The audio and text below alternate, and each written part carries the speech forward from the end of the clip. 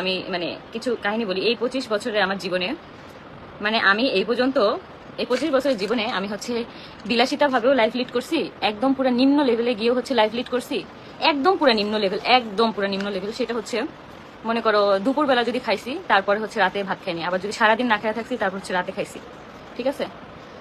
মানে সাফার করছি, মানে দেখা গেছে কি মানে এরকম লাইফ মানুষের, আমি জানি না আমার মতন এরকম পর্যায়ে কেউ গেছো কিনা বা সময় এরকম কাটাইছো কিনা। আমি কিন্তু দীর্ঘদিন এই লাইফটা কিন্তু লিড করছি, দীর্ঘদিন।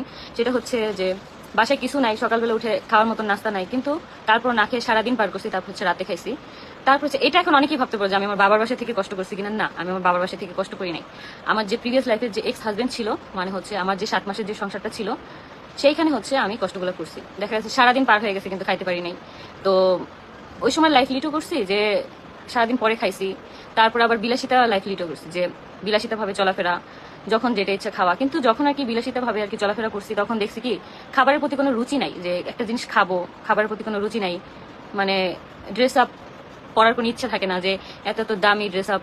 মানে তখন আমার ওই সময়টা আর কি মনে হয়েছে যে একদম নিম্ন লাইফও না, তারপর হচ্ছে একদম পুরা বড়লোকি লাইফ স্টাইলও না, একদম পুরা মাঝামাঝি যে জিনিসটা আছে সেই জিনিসটা খুবই সুইটেবল। কারণ হচ্ছে সেই জায়গাটা থাকাই হচ্ছে একদম উত্তম। কারণ হচ্ছে সেই জায়গাটা থাকলে তোমরা মানে সবকিছুর কদর বলবে সেই জায়গাটা থাকলে। তো সেই অবস্থান থেকেই হচ্ছে আমার আর কি মনে হয় যে মধ্যবিত্ত লাইফ স্টাইলটাই হচ্ছে সব থেকে বেশি ভালো, সব থেকে বেশি সুন্দর।